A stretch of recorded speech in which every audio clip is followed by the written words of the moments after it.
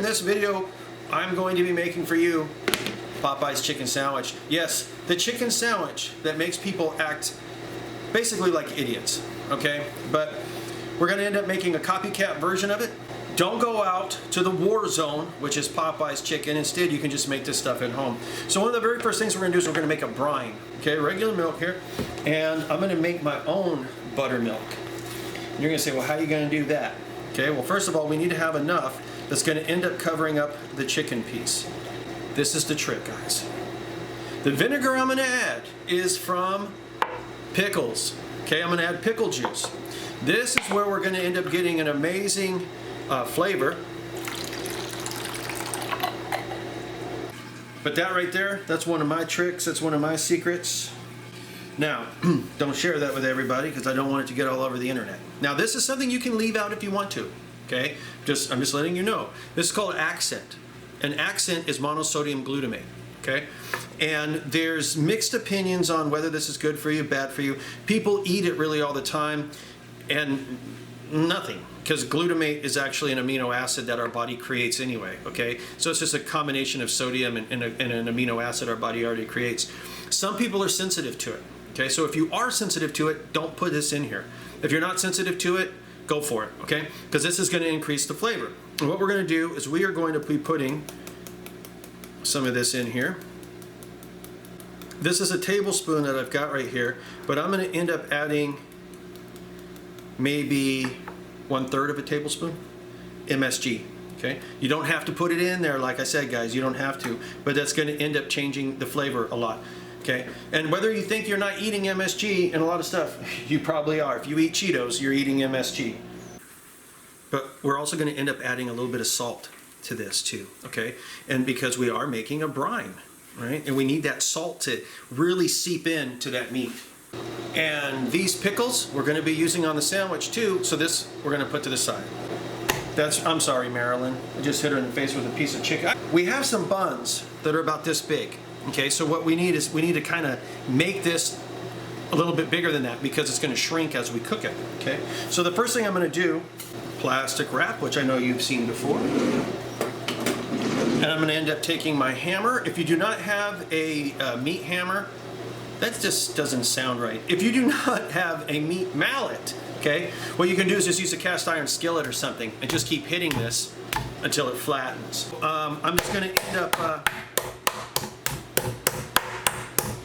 You don't want this to be any more than about a 1/2 inch thick, okay? Because anything more than that is going to make it difficult to cook.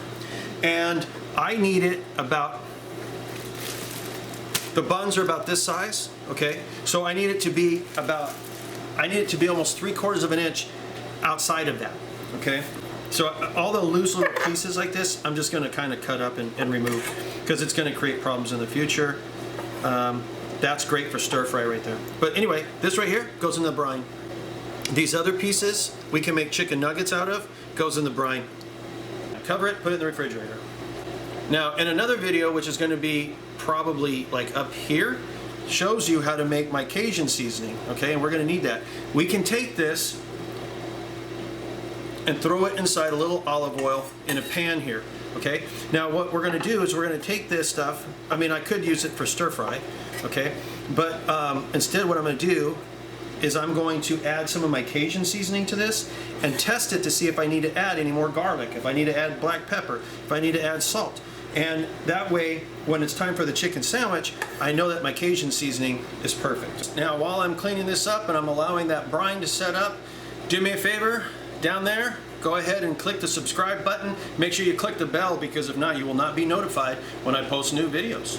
And one of those great videos is actually about cross-contamination and washing meat and all that other stuff and your cutting board and cleanliness and everything in the kitchen, the myths, and I tell you the truth. I gave you the lowdown where other people don't.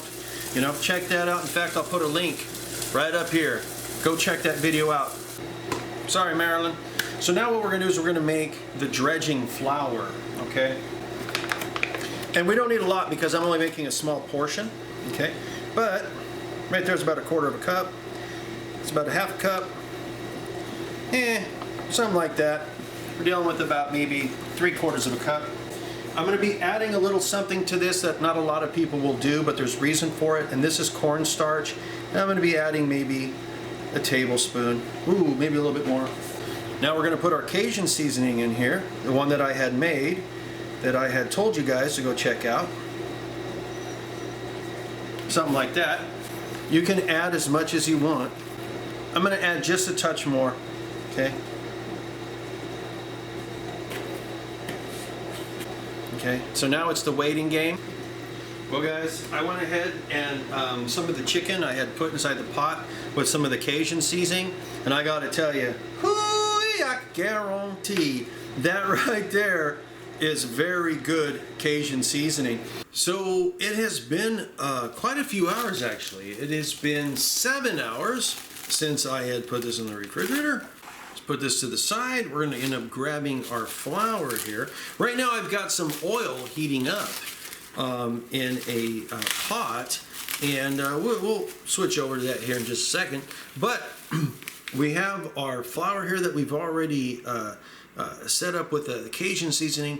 We've been brining our chicken here, and now what we're going to do is we're going to take this chicken and we need to rinse it off, right? Because we don't want to have anything on the outside that might make it a little bit uncomfortable to taste. So we've rinsed this off. We need to take the extra moisture off of this the best that we can. We're going to take this and we're going to throw it into the dredging flour.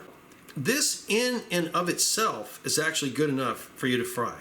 Okay, so you don't really have to do the double breading. You really don't have to. The double breading is usually something that ends up happening when you're dealing with something that's commercial, because people like the breading flavor. Okay, so what I have right here is just a little bit of potato starch mixed with some egg, 2 eggs and some potato starch. Now the only reason why I added the potato starch is because right now I'm trying to fry something for myself. Because I'm gluten intolerant, I can't have this. But all you need is just a couple of eggs, maybe a little bit of water to make an egg wash, okay? For what you're doing at least. And now what we're going to do is we're going to take our chicken that has been dredged, and we're going to throw it inside here. And then we're going to throw it back in. Okay, we're going to throw it back in the flour like this, okay? To absorb even more of that flour, okay? Because we want to have a nice thick breading on here that you can taste. What good is breading if you can't taste it, you know? And what we're going to do is we're going to take that and we're going to place it in here.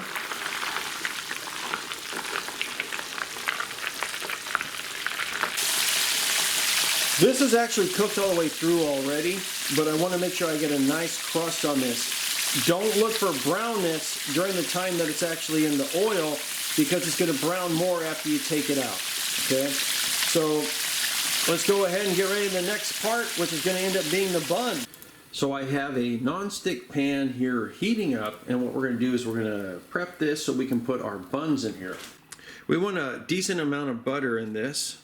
Okay, buttered buns are, well, they're delicious. Come on, let's face it. Okay, so let's go ahead and put this here. So what we're going to do is we're going to take the bottom portion of a bun, and we're going to kind of roll that around inside here, let it absorb some of that butter. Just leave it there and let it toast. Flip it on over. Let's do that again one more time. I want this to be toasted well. I also want this to have a butter flavor to it.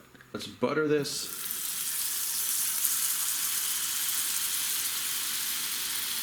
Put what would be considered an excessive amount, but this is going to absorb. This is going to definitely absorb. Flip it over. So let's go ahead and prep this. Now, this is what's interesting. It doesn't take a lot to prep it, because all we're going to be doing is putting a little bit of mayo on top and bottom. A couple dill pickles. We're going to take our chicken sandwich and we're going to place it right on top. Got a little bit of crispy right there. Now, they don't do this at Popeyes really, but I have a tomato here, and I would very much like to put a piece of tomato on the chicken sandwich. And if you've never had tomato with chicken, I'm going to tell you right now, you're missing out, man. You are missing out. Another thing you're not going to see at Popeyes is lettuce. We got some lettuce on there. Now we're going to put the top of the bun on there, and we're doing all right. So let's go ahead and plate this. We're ready to roll, my friend. And there you go, guys. That is my version of the Popeyes chicken sandwich. It's going to be better than Popeyes, I'm telling you right now. You try this and you'll be like, oh my God, this is way better than Popeyes. Why am I even going there? Well, that's a good question. Why are you going there? Right? I just showed you how to make one that's even better. I guarantee if you make this, you're going to say, wow, this is probably one of the best chicken sandwiches I've ever had. And granted, I'm adding stuff on there that Popeyes doesn't add, like the tomato and the lettuce and stuff like that. Try this. Until next time, I'll talk to you later.